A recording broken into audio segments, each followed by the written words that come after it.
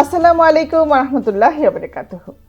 সুপ্রিয় দর্শক, রহমতের এই সময়ে আমরা একত্রিত হয়েছি আজ বাংলাদেশ টেলিভিশনের বিশেষ এক আয়োজন নিয়ে, রমাদানে নারীর ভাবনা। এই যে রমাদানে নারীর ভাবনা, তা নিয়ে আমরা উপস্থিত হয়েছি আজ। ভাববো নারীরা রমাদানের সাথে কিভাবে সম্পৃক্ত। আসলে আমরা নারীরা অনেকভাবেই সম্পৃক্ত, তাই না? আজ কথা শুনবো, আমাদের স্টুডিওতে আছেন দুজন আপা। তার আগে জানিয়ে দিই, আমাদের আজকের বিষয় হলো সাহরি এবং ইফতার। আমাদের স্টুডিওতে আছেন দুজন আপা, চলুন আমরা পরিচিত হই। আমাদের সাথে আছেন শিক্ষাবিদ ডক্টর নাসিমা হাসান। আসসালামু আলাইকুম। ওয়ালাইকুম আসসালাম রহমতুল্লাহ বারাকাতুহু। সুপ্রিয় দর্শক, আমাদের সাথে আছেন একজন চিকিৎসক, আমাদের সাথে আছেন ডাক্তার শামিলা নাহার। আসসালামু আলাইকুম। ওয়ালাইকুম আসসালাম রহমতুল্লাহ বারাকাতুহু। সুপ্রিয় দর্শক, আপনাদের সাথে আছি আমি নুসরাত তাবান্না ফারুকী। কিন্তু খুব মজার ব্যাপার একটি বিষয়, তা হলো এই যে রমাদান, তার মধ্যে কিন্তু খাওয়াটা একটি ইবাদত। মানে আমরা এই যে ইফতার এবং সাহরি করি, দুইটাই কিন্তু ইবাদত। আচ্ছা আপা, এই যে আমরা বলছি রমজানে খাওয়াটা একটি ইবাদত, এই যে সাহরি বলছি, ইফতার বলছি, হ্যাঁ, এই সাহরি এবং ইফতার দুটো কি বাংলা শব্দ কিনা? আমরা যে বলছি এটা কোন শব্দ? আসলে সাহারি এবং ইফতার এই দুটোই কিন্তু বাংলা শব্দ নয়, তাই? আরবি শব্দ। সাহারি বা সুহুর, এই আরবি শব্দটির অর্থই হলো যে উষার পূর্বেই যে খাবারটা মানুষ গ্রহণ করে, এই যে সাহারিতে খায় সেটা। আর ইফতার অর্থ হলো যে সূর্যাস্ত পর্যন্ত একটি রোজাদার সূর্যাস্তের পরপরই যখন সে খাদ্য গ্রহণ করে, সেটাই হলো ইফতার। হ্যাঁ, তো এইটা হলো খুব সুন্দর একটি সিস্টেম, আল কোরআন দ্বারা সমর্থিত। অবশ্যই যেখানে বলেছে যে উষার রেখা যখন ফুটে উঠবে ততক্ষণ পর্যন্ত তোমরা পানাহার করতে পারো। এবং আমরা মনে করি সেহরি শুধু খাদ্য বা ইফতারটি শুধু খাদ্য, আসলে কিন্তু সেটা নয়। এই যে আমরা এটা গ্রহণ করি, এটি কিন্তু আল্লাহর রাসূলের একটি সুন্নাহ, একটি জীবন্ত হবে খাওয়া, কিন্তু এটা সুন্নাহ। সুন্নাহ, সুবহানাল্লাহ। সুবহানাল্লাহ। এটা একটি সুন্নাহ। এবং শুধু সেটা না, এটা আসলে একটি আনুষ্ঠানিকতা ওই ধরনের, যেখানে আমি একটি সৈনিকের ট্রেনিংটা শুরু করলাম। হ্যাঁ, এরপরে তো আমি না খেয়ে থাকবো, আমার নাফসকে কন্ট্রোল করতে হবে, আমার সংযম শিক্ষা করতে হবে। এবং এর একটি আধ্যাত্মিক শক্তি যেমন আছে, তেমন দৈহিক শক্তি, স্বাস্থ্যের উপরও একটি প্রভাব রয়েছে। এখানে আমাদের জানতে হবে, এই জন্য আল্লাহ তাআলা হাদিসের মাধ্যমে রাসূলুল্লাহ জানিয়েছেন, এটা বুখারী মুসলিম উভয় হাদিসে আছে, যে যদি তোমরা যে সেহরি যেটা খাচ্ছ সেটাতে বরকত রয়েছে। এই বারাকা কিন্তু আমরা পাবো না যদি না আল্লাহর রাসূলকে ভালোবেসে সিম্পলিসিটি রেখে আমরা সেভাবে সাহরি করব, এবং আমরা সেই মনে এবং আধ্যাত্মিক রুহানি যে শক্তি সেটাও আমরা অর্জন করব। এবং সবচেয়ে সুন্দর হলো কি, এই সাহরির সময় আল্লাহর রাসূলের সাহাবীরা তার কাছাকাছি আসতেন, অনেক সময় ওনাদের নিয়েও আল্লাহর রাসূল সাহরি করতেন। এবং এটাও আছে যে উনি উৎসাহিত করার জন্য বলেছেন যে যারা সাহরি খায় তাদের উপর রহমতের ফেরেশতারা দোয়া করতে থাকেন। সুবহানাল্লাহ। অর্থাৎ আমরা একটা জিনিস খুব মজার ভাল লাগলো, সেটা হচ্ছে দেখেন আপা, আমরা বাংলা ভাষায় এই শব্দটি খুব ব্যবহার করছি, সাহরি। আমরা অন্য কোনো শব্দই বলি না, সাহরিকে সাহরি বলি, ইফতারকে ইফতার বলি। এই যে আপনি বলছেন যে ইফতারকে আমাদেরকে বরকতময় সময়ে খেতে বলেছে, তাই না? আমরা বরকতময় সময় বলছি, ঠিক সঠিক সময় ইফতার খাওয়ার বিষয়ে বলছি, কিন্তু দুটি শব্দই হচ্ছে ভিন্ন ভাষার। এবং শুধু সেটা না, এখানে আমি একটু অ্যাড করি যে এই যে আমরা সাহরিটা খেয়েছি, বা আল্লাহর রাসূলের সময় যখন উনি এটা গ্রহণ করতেন, এটা কিন্তু সাহাবীরা তার থেকে শিখেছেন যে ইবাদতে কি করে আন্তরিকতা থাকতে হয়। খাদ্য গ্রহণের সময় আল্লাহর রাসূলের যে সাদাসিধে যে একটি প্র্যাকটিস, সেটাকে শিখে নেওয়া এবং প্রতিটি মুহূর্তকে সুন্দরভাবে কাজে লাগানো এবং সময়ের প্রতি যত্নশীলতা। এর ফলে কি হচ্ছে, প্রতিটি মুহূর্তকে তারা আল্লাহর রঙে নিজেকে রাঙিয়ে নিতেন, যেটা আল কোরআনে আল্লাহ বলেছেন আল্লাহর রং, এর চেয়ে উত্তম রং আর কার হতে পারে। তো এটাই আমরা বলবো কি, যে যে সেহরিতে উঠতে পেরেছে সে আসলে প্রমাণ করেছে, এটাই শক্তি পেয়েছে, ফজরের নামাজটা সে পড়তে পারে, সে তার আগে তাহাজ্জুদও পড়তে পারে চাইলে, তাই না? এবং নিজেকে সংযম সাধনা করে ইফতার পর্যন্ত সে আল্লাহকে হাজির নাজির জেনে তারপর ইফতার করে এক একটি রমাদানের এই সিয়াম সাধনাকে পূর্ণ করছে। পূর্ণ করবে ইনশাআল্লাহ। আমরা আরো শুনবো আপনার কাছে, একটু আমরা চিকিৎসক আপনার কাছে আসি। এই যে সাহরির কথা বলছেন না, আমরা বরকতের সময়ে সাহরিটা খেয়ে থাকি। যখন আমরা সাহরি খাচ্ছি তখনই রাসূল সাল্লাল্লাহু আলাইহি ওয়াসাল্লাম বলেছেন সময়টাই হচ্ছে বরকতময়, তাই না? এমনিতে তাহাজ্জুদের সময়। আচ্ছা আপা, এই সময় যে আমরা সাহরিটা খাবো, যেটা আমি পরবর্তী দিন সারা রোজাটাকে আমাকে কি করতে হবে? কন্টিনিউ করতে হবে। কি কি খেলে, মানে যেহেতু শুরুই করবো আমি সাহারি দিয়ে, এটার মধ্যে খাবারটা কি থাকা উচিত, একজন চিকিৎসক হিসেবে আপনি কি পরামর্শ দিবেন? আসলে সবচেয়ে বড় চিকিৎসক হলো হযরত মুহাম্মদ সাল্লাল্লাহু আলাইহি সাল্লাম। সবচেয়ে বড় চিকিৎসক। হ্যাঁ, তাকে দিয়েই আল্লাহ দেখিয়ে দিয়েছেন যে আসলে কি খেলে, কিভাবে খেলে, কতটুকু খেলে, কখন খেলে একজন মানুষ সুস্থ থাকবে। এবং আল্লাহ তাআলা আমাদেরকে তৈরি করেছেন কিন্তু আল্লাহর ইবাদত করার জন্য, এবং সেই জন্য সমস্ত পৃথিবী সমস্ত কিছু সৃষ্টি করেছেন যাতে মানুষ ভালো থাকে। কাজে আল্লাহ তাআলা কিন্তু ওইভাবে নিয়মটা শিখিয়ে দিয়েছেন রাসূল সাল্লাল্লাহু আলাইহি সাল্লামের মাধ্যমে।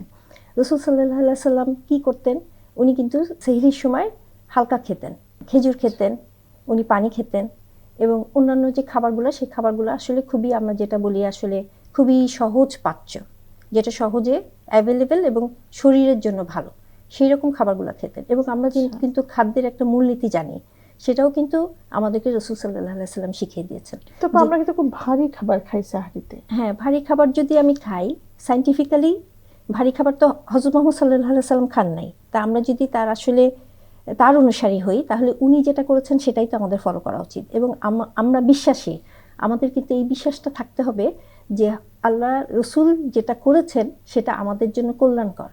এবং এখন পর্যন্ত সেই 1400 বছর আগে উনি দেখিয়ে দিয়েছেন। এখন বিভিন্ন গবেষণা করে বের হয়ে আসছে যে এরকম সূর্য ওঠার আগে খাওয়াটা কতটা স্বাস্থ্যসম্মত এবং কতটুকু খাওয়াটা কতটা স্বাস্থ্যসম্মত, এখন কিন্তু গবেষণা করে সেটা বের হচ্ছে।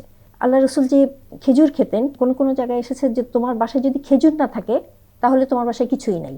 আমরা আসলে যত খাবারই খাই, খেজুরের মতো এত পুষ্টিগুণ সম্পন্ন খাবার আসলে নাই, মানে খুবই কনসেন্ট্রেটেড এবং সব কিছু খুবই মানে কম্প্রিহেন্সিভ একটা খাবার। খেজুরের ভিতরে যে পুষ্টিগুণ আছে সেটা ধীরে ধীরে ধীরে ধীরে আমাদের অন্ত্রে, আমাদের শরীরে শোষিত হয়। আমাদের এই ভৌগোলিক অবস্থানে যেটা আমরা যেই ফলগুলো খেলে আমরা ভালো থাকবো সেটাই কিন্তু আল্লাহ তাআলা অ্যাভেলেবেল করেছেন। অর্থাৎ আপনাকে খেজুর বলতে এখানে আমার দর্শকের জন্য আপনি একটু স্পষ্ট বলবেন যে কারো ঘরে যদি খেজুর না থাকে তখন সে তার সিজন ফ্রুটসগুলো খাবে, মানে সেই সময়ের ফলটা সেই সময়, হ্যাঁ, যে ঋতুতে রোজা পড়ছে সেই ঋতুর খাবারগুলো। এবং রোজার বাইরেও আমরা যে ফলগুলো খাই সেটা হলো যেটা যেই সিজনে পাওয়া যায়, যেই ঋতুতে অ্যাভেলেবেল সেটা আমরা খাবো। এবং আমার দেশে যেটা অ্যাভেলেবেল, যার যার দেশে যেটা অ্যাভেলেবেল, কারণ আমরা কিন্তু জানি যখন ইম্পোর্টেড খাবারগুলো আসে বা ফলগুলো আসে তার ভিতরে কিন্তু প্রিজার্ভ করার জন্য বিভিন্ন ধরনের রাসায়নিক পদার্থ ব্যবহার করা হয়, যেটা অনেক সময় আসলে আমাদের স্বাস্থ্যের জন্য ক্ষতিকর।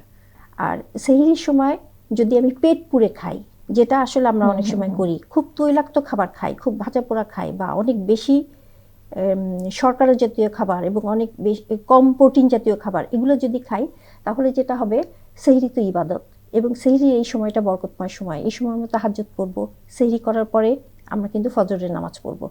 যতটুক খাবার খেলে সোজা হয়ে থাকতে পারো ততটুক খাবার খাও, আর পাকস্থলীর 3 ভাগের 1 ভাগ খাবার, 1 ভাগ পানি, 1 ভাগ খালি রাখো। এবং এরকম করে যদি আমরা খেতে পারি তাহলে আমরা সুস্থ থাকবো এবং আমরা কিন্তু আল্লাহর ইবাদতটা সুন্দরভাবে করতে পারবো। সায়েন্টিফিক্যালি বলা হয় যখনই বেশি খেয়ে ফেলা হচ্ছে তখন কিন্তু মানুষের ঘুম পায়, অলসতা আসে, পিপাসা পায়।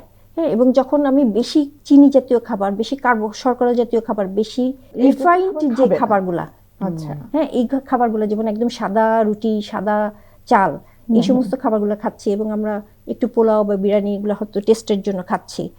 তা এগুলা খেলে যেটা হয়, এগুলা বলা হয় যে আমাদের গ্লাইসেমিক ইনটেক্স, মানে রক্তের ভিতরে যে আসলে গ্লুকোজ শোষণের যে মাত্রাটা সেটা খুব চট করে উপরে উঠে যায়।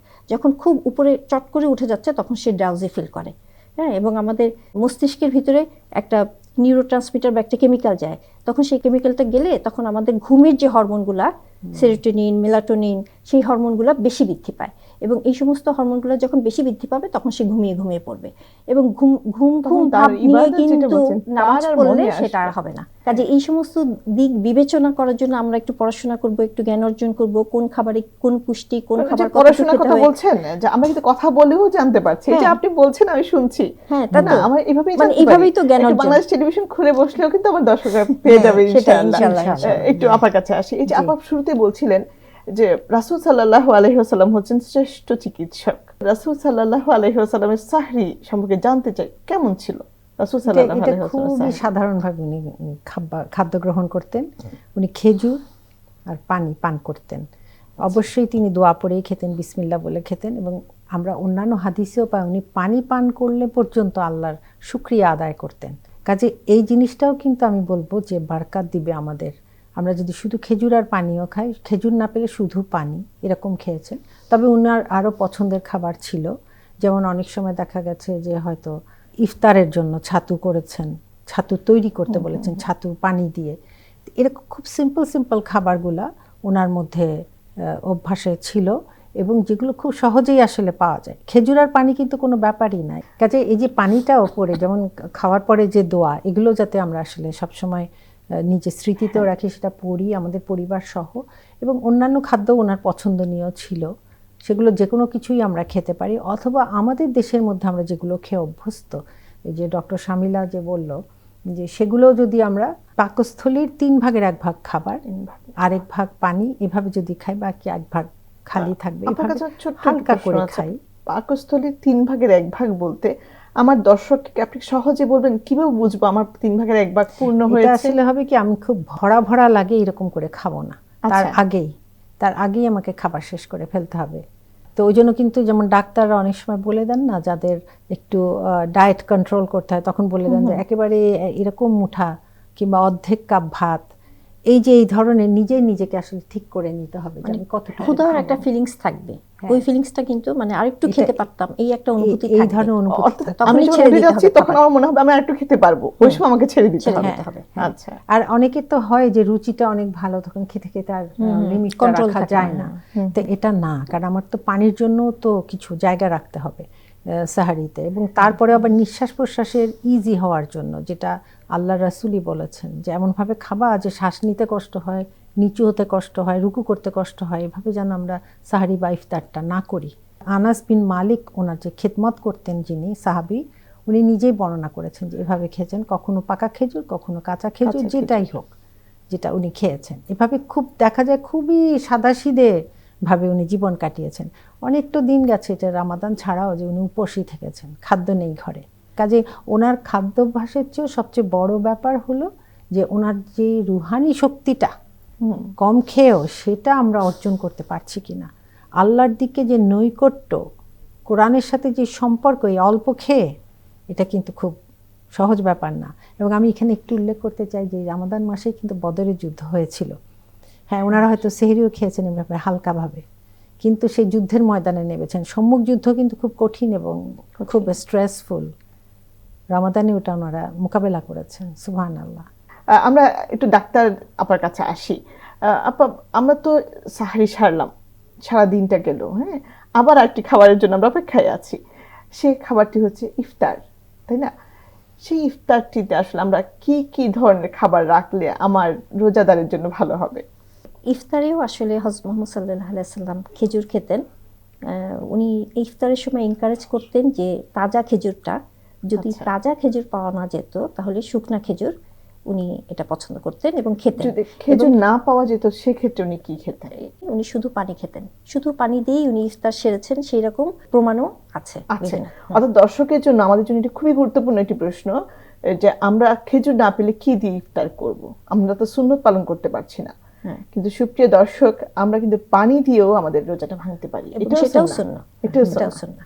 সায়েন্টিফিক্যালি বলা হয়, যখন অনেকক্ষণ এমটি স্টমাকে থেকে আমি যখন এরকম পানি খাচ্ছি, এবং এটা খেজুরটা চিবিয়ে চিবিয়ে খেতেন, কিন্তু উনি তাড়াহুড়া করে খেতেন না, চিবিয়ে চিবিয়ে খেতেন যাতে তার নিউট্রিশনটা শরীরের রক্তের সাথে মিশতো। এবং এটা খুব স্লো যখন মিশে তখন এনার্জি লেভেলটা তখন বাড়ে, কিন্তু যখন খুব তাড়াহুড়া করে খাওয়া হয় তখন কিন্তু আসলে এনার্জি লেভেলটা আবার ডাউন হয়ে যায়, তখন নামাজ পড়াটা কিন্তু আবার কষ্টকর হয়ে যায়। নিয়মই হচ্ছে সেটা চিবিয়ে চিবিয়ে খেতে হবে। ইফতারের সময় সেটা চিবিয়ে চিবিয়ে খেতেন, তারপরে উনি নামাজে যেতেন। এবং আমরাও যদি এই প্র্যাকটিসটা করি যে আমরা খেজুর খেলাম, পানি খেলাম, অথবা শুধু পানি খেলাম, তারপরে মাগরিবের নামাজটা পড়লাম, তারপরে এসে আমরা হয়তো ডিনারটা করলাম, বা তখন আমরা একটু বেশি খাবার যেটা সেটা খেলাম। এবং সেই খাবারের তরিকাটাও এরকম যে এরকম 1/3 স্টমাকের 1/3 খেলো, একটু পানি খেলো এবং বাকিটা খালি রাখলো। কারণ ইফতারের পরে তো আবার তারাবি পড়তে হবে, এশার পড়তে হবে, কিন্তু কোনো ক্রমেই তারাবির পরে এসে আবার খাওয়া এই ধরনের কোনো নমুনা কিন্তু নাই, যেটা আমাদের দেশে আমরা প্র্যাকটিস করি। আমরা ইফতারের সময় খাচ্ছি, আবার ইফতারি মাগরিবের নামাজ পড়ে এসে খাচ্ছি, আবার হলো তারাবি পড়ে এসে আবার খাচ্ছি। ইফতার টাইমে যে খাওয়ার কথা বলছেন, সেই খাওয়াটা আমাদের সাধারণত দেখা যায় অনেক ভারী হয়ে যায়। সেটা কি স্বাস্থ্যের জন্য সেটা ক্ষতিকর কিনা? একদমই স্বাস্থ্যের জন্য ভালো না। এবং এই ভারী খাবারটা যখনই খাবে, তেলযুক্ত খাবার, এবং আমরা ইন জেনারেল বলছি যে কোনো ডিপ ফ্রাই খাবার, সেই খাবারের মান পুরাই নষ্ট হয়ে যায়। এবং এই খাবারটা আসলে আমরা যে বিভিন্ন ধরনের কোলন ক্যান্সার বা পাকস্থলীর ক্যান্সারের কথা বলছি, সেগুলো হলো এই সমস্ত ডিপ ফ্রাই খাবার থেকেই বেশি হচ্ছে। যখন আমি ডিপ ফ্রাই করে ফেলছি তখন তার ফাইবারটা নষ্ট হয়ে যাচ্ছে। যখনই ফাইবার নষ্ট হয়ে যায় তখনই সেটা শরীরের জন্য ক্ষতিকর হয়ে যাচ্ছে। একটা বিষয় খুবই মজা লাগছে, আপনি আমাকে বোঝাচ্ছেন কিন্তু সাহরি ইফতার দুটি ইবাদতের বিষয়, তো এটার সাথে অতপ্রতভাবে জড়িত হচ্ছে আমার খাবার। অবশ্যই। এবং তাই না? শুধু মানে খাবার কি খাচ্ছি সেটা না, সেটা কি প্রক্রিয়ায় রান্না করে খাচ্ছি, কতটুকু পরিমাণে খাচ্ছি, সেগুলো কিন্তু আসলে সেগুলো আমাদের একটা জানার বিষয়। এবং এগুলো যদি সবকিছু মেনটেন করা হয় তাহলে কিন্তু আমি সুস্থ থাকবো। আমার হযরত মুহাম্মদ সাল্লাল্লাহু আলাইহি সাল্লাম অনেক রাত্রে অনেক দাঁড়িয়ে দাঁড়িয়ে অনেকক্ষণ ধরে নামাজ পড়তেন। এই যে এত এত নামাজের কথা আমরা গল্প করছি, গল্পই থেকে যাবে, তাই না? এটা পড়া আসলে সম্ভব না হ্যাঁ। যদি আমরা এরকম ভরপেটে খাই একটু- এবং আমরা যদি এরকম আনহেলদি খাবারটা খাই। এবং আসলে যখন আমাদের দেশে যে খাবারগুলো খাওয়া হয়, এখন অনেক প্র্যাকটিস আল্লাহর রহমতে একটু একটু করে চেঞ্জ হচ্ছে, যেহেতু Change মানুষ হচ্ছে, হ্যাঁ। যেহেতু এখন মানুষ fruits এর উপরে অনেক জ্ঞানী কিছু হচ্ছে, সচেতনতা, হ্যাঁ, জ্ঞানটা বাড়ছে, মানুষ জানতে পারছে। হ্যাঁ, যেরকম একটা বলা হয় ট্রান্স ফ্যাট, যেটা আমার হার্টের জন্য, যেটা আমার রক্তনালীর জন্য অনেক খারাপ। হ্যাঁ, এবং আমার এখন আমরা ক্যান্সারের কথা অনেক শুনি।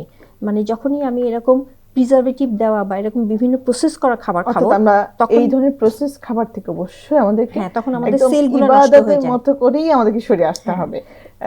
যেটা আমরা ভাবছি যে এটা আমার ইবাদা, এটা আমাকে শ্রদ্ধার সাথে খেতে হবে, টাইমলি করতে হবে, অর্থাৎ এই যে খারাপ খাবারটাকে আমাকে সেভাবেই অ্যাভয়েড করতে Avoid হবে। করতে হবে। একটু আপনার কাছে আসি। জি। রাসূল সাল্লাল্লাহু আলাইহি ওয়াসাল্লাম তো ইফতার করেছেন, অনেক নিদর্শন আমরা পাচ্ছি যে আপা বারবার বলছেন যে খেজুর এবং পানি। আসলে আমরা এমন কোনো লাক্সারি খাবার কি পাই রাসূলের যুগে যে উনি অনেক হেভি করে ইফতার করেছেন? একদমই না। এমনকি এটাও আছে যে উনি পাতলা রুটি পর্যন্ত জীবনে পাননি। তারপরে গোশত কবার খেয়েছেন এটা জানাই যায় না। এটা আয়েশা রাদিয়াল্লাহু আনহা থেকে বর্ণিত যে উনি ওইভাবে গোশতও খাননি। তাহলে ওনার খাদ্যাভ্যাস নিয়ে আমরা যতই কথা বলি, সেটা আমাদের সাথে আমরা বলবো আমরা অনেক বেশি প্রাচুর্যের মধ্যে আছি। বিশেষ করে রামাদানে এটা আমরা বাড়িয়ে দেই। আমাদের খাদ্যের প্রাচুর্য বাড়তেই থাকে। আমরা মনে হয় যেন এটা খাদ্যের উৎসব, রামাদান নয়। হ্যাঁ, কিন্তু রামাদান হবে, হ্যাঁ খাদ্য খাবো, কিন্তু তার সাথে হবে তাকওয়া অর্জনের উৎসব, তাই না? যে একজনের থেকে আরেকজন যাতে তাকওয়াতে সংযমে আমরা এগিয়ে যেতে পারি, সেটা না করে তাই আমরা তো, কিন্তু হ্যাঁ। খাদ্যের চক্রে পড়ে যাই, এটা যেন না হয়। এবং আমাদের এই যে নারীদের নিয়ে যে কথা বলছি, আমরা নারীরাও কিন্তু সেহরি আর ইফতারের খাদ্যাভ্যাস যদি বেশি জটিল করে ফেলে, আমরাও কিন্তু ইবাদত থেকে বঞ্চিত হব।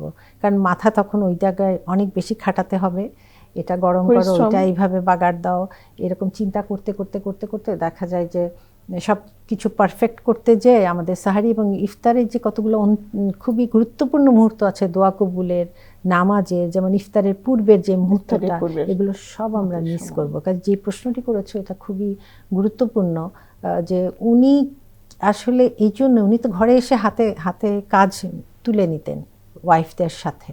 এটা তো এখানে রেয়ারলি পাওয়া যায় যে পুরুষরা স্ত্রীদের সাথে হ্যাঁ, কাজ করছে। পরিবর্তন আসছে। হ্যাঁ, এখন কিছুটা পরিবর্তন আসছে, কিন্তু একসময় একদমই ছিল না।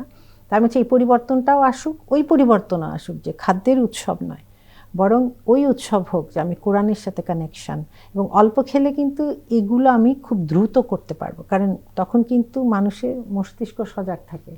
আমি যদি বেশি খাই পুরো বডিটাই ফোকাস চলে যায় ডাইজেশনে, তখন তুমি কিছু করতে পারবো না। তো কাজে এই যে চক্রের মধ্যে আমি পড়ে আছি, রামাদান চলে গেলে তো এমনিও খাদ্যের চক্রেই থাকবো, তাই না? কাজে রামাদানে আমাদের খুব শক্ত প্ল্যানিং লাগবে যে রাসূলুল্লাহ সাল্লাল্লাহু আলাইহি ওয়াসাল্লাম খেজুর পেলে খেজুর, পানি, এই দুটো দিয়ে ইফতার করেছেন বেশিরভাগ হাদিসে, তাই হ্যাঁ বেশিরভাগ হাদিসে। অর্থাৎ আমরা কি এই শিক্ষাটাই পাচ্ছি যে আমাদের খাবার নিয়ে এত বাড়াবাড়ি একেবারেই উচিত না।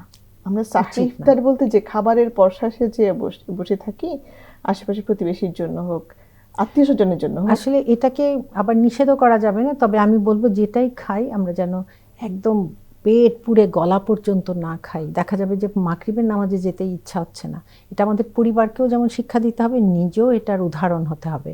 হ্যাঁ, এবং আমি যখন কম খাবো আমি কিন্তু তখন দিতে পারবো অন্যকে, শেয়ার করাটা আমার তখন অনেক বেশি হবে। তো এই জিনিসগুলো যখন প্র্যাকটিস করতে চাইবো তখন কিন্তু আমাদেরকে খুব খেয়াল রাখতে হবে যে খাদ্যের অভ্যাস প্লাস রাসূলুল্লাহ সাল্লাল্লাহু আলাইহি ওয়াসাল্লামের সুন্নাহ, এই দুটোকে যদি আমরা ওনার মতো জীবন্ত করতে চাই, তাহলে ওনাকে জানতে হবে, ওনার সব প্র্যাকটিসগুলোও জানতে হবে, এবং এটা ওই শক্তিটা অর্জনের জন্য যাতে আমরা রামাদানে সুস্থ থেকে ইবাদাটা করতে পারি, তাকেও অর্জন করতে পারি। অর্থাৎ এই যে সাহরি এবং ইফতার, আমরা যে নারীরা অনেক বেশি কিন্তু এই বিষয়টার সাথে জড়িত, যেহেতু ঘরের ব্যবস্থাপনা আমরা নারীরাই করে থাকি। ইফতার বা সাহরি এটা তৈরিতে আমরা যে পরিমাণ সময়টা ব্যয় করি, আমাদের কি মনে হয় বারবার আলোচনার মধ্য দিয়ে বা যেভাবে হোক এই বিষয়টা একটু লাগাম টেনে ধরতে হবে। আপা, আপনার কাছে কি মনে হয় যে রমজানে যেহেতু একটু ভিন্ন ধরনের রুটিন হয়, তাই না, একটু ভিন্ন ধরনের জীবন জীবিকা আমাদের করতে হয়, নারীদের তো একেবারেই আলাদা। অন্য সময় দিনের বেলা খাচ্ছি, এখানে রাতের বেলা খাচ্ছি। একজন নারীর জন্য এই যে পরিবর্তন, রুটিনের পরিবর্তন, খাবার পরিবর্তন, এই যে নিয়ন্ত্রণ, সবকিছু একজন নারী তাহলে কিভাবে করবে? আমরা যদি এটা বিশ্বাস করি যে শরীর স্বাস্থ্য এটা কিন্তু আল্লাহ তাআলার নিয়ামত, হ্যাঁ, এবং বলা হয়েছে যে হিদায়াতের পরেই স্বাস্থ্য বা সুস্থতা এটা হচ্ছে তার পরপরই যেই নিয়ামত সেই নিয়ামত। সুস্থতা হচ্ছে আমার বড় নিয়ামত, বড় অনেক নিয়ামত। বড় নিয়ামত। এবং হাদিসে এসেছে মুমিনদের ভিতরে যে দুর্বল মুমিন সেও ভালো, কিন্তু যে শক্তিশালী মুমিন মানে সুস্থ সামর্থ্যবান শক্তিশালী মুমিন সে আরো ভালো। তার মানে আমাদেরকে কিন্তু শক্তিশালী মুমিন বা সুস্থ মুমিন হতে হবে। এবং যখন আমি সুস্থ থাকবো তখন কিন্তু আমি অনেক প্রোডাক্টিভ কাজ করতে পারবো, অনেকের জন্য কাজ করতে পারবো। এবং খাওয়া দাওয়াটা আমাদের কালচারের মতো চলে আসছে। যখনই রোজা শুরু হবে তখন বিভিন্ন ধরনের খাবার, এবং আমরা আসলে এটা নিয়ে চিন্তা করি না। আমরা আসলে আল্লাহকে ভুলে যাই। এই প্রশিক্ষণের মাসে আমরা রিয়া করা শুরু করি, লোক দেখানো কাজেই কিন্তু আমাদের এই জিনিসগুলা। এবং আমরা অনেক সময় গল্প করি যে আমার এইটা ইফতারে এটা না হলেই চলে না, আমার বাচ্চারা এটা খায় না, আমার হাজবেন্ড এটা খেতে চায় না, বা আমার পরিবারের অন্য সদস্যরা, মানে এই যে গল্প করা বা এই যে বলা বা এই যে দেখানো, এখান থেকে আমাদের বের হয়ে আসতে হবে। এবং আমাদের প্রচন্ড একটা ইচ্ছা শক্তি থাকবে। এই চর্চাটা এরকম হবে যেই চর্চায় আল্লাহ তাআলা খুশি হন। আমাকে তো সবচেয়ে বেশি খুশি করতে হবে আল্লাহ তাআলাকে, আল্লাহর সন্তুষ্টি অর্জনের জন্যই। এবং এই অর্জনের যে ইচ্ছা, এটা আমি এখানে এই এক মাস প্রশিক্ষণ নিব, এবং বাকি 11 মাস কিন্তু আমার এটা চলমান থাকবে। এবং আল্লাহ রসুলের জীবনী থেকে আমরা দেখি অধিকাংশ স্কলার বা অধিকাংশ যে সমস্ত এভিডেন্স আসছে বা আমরা প্রমাণ পাই, আল্লাহ রসুল কিন্তু 2 বেলা খেতেন। এবং আমরা যদি আমাদের একটু পিছনের যুগে যাই তাহলে আমরা দেখব এই ফজরের নামাজ পড়ে রাতের খাবারটা খেয়ে কৃষক কাজে যাচ্ছে, এবং যখন সূর্যাস্ত হচ্ছে তখন সে ফিরে এসে একটা খাবার খাচ্ছে। মাঝখানে কিন্তু ওইভাবে খাওয়া হতো না। এবং আমাদের শরীরটা আসলে সূর্যের চক্রের সাথে কিন্তু সেট করা। অর্থাৎ আমরা আগে যেটা দিনে খেতাম, এখন রাত্রে আমরা সন্ধ্যা এবং সাহরির মধ্য দিয়ে আমাদের জিনিসটা রুটিনটাকে দুই পর্বে শেষ করতে হবে। আমাদের অনুষ্ঠান একেবারে শেষ পর্যায়ে আসলে আমাদের বিদায় নিতে হবে, কিন্তু আপনি দর্শকদের জন্য যে তথ্যটা দিচ্ছিলেন বেশ চমৎকার কিন্তু, তাই না? আসলে আমাদেরকে এই খাদ্য প্রণালীকে দুই পর্বে নিয়ে আসতে হবে। আর শিশুরা যদি খেতে চায়ও তার জন্য আমরা অল্প অল্প করে দেওয়া সম্ভব। সবই অভ্যাস। খুব সুন্দর কথা বলছেন, কিন্তু আপনার সময় শেষ হওয়ার কারণে আসলে বিদায় নিতে হচ্ছে।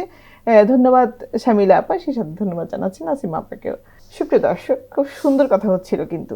সাহরি এবং ইফতার এই দুটো আমাদের নারীদের সাথে সম্পৃক্ত, এবং মজার ব্যাপার আমি শুরুতেই বলেছি এই দুটি খাবার কিন্তু ইবাদত।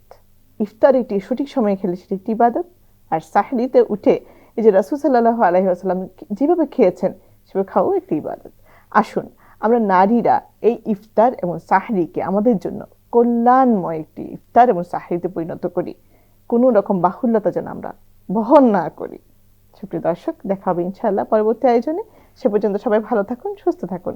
আসসালামু আলাইকুম।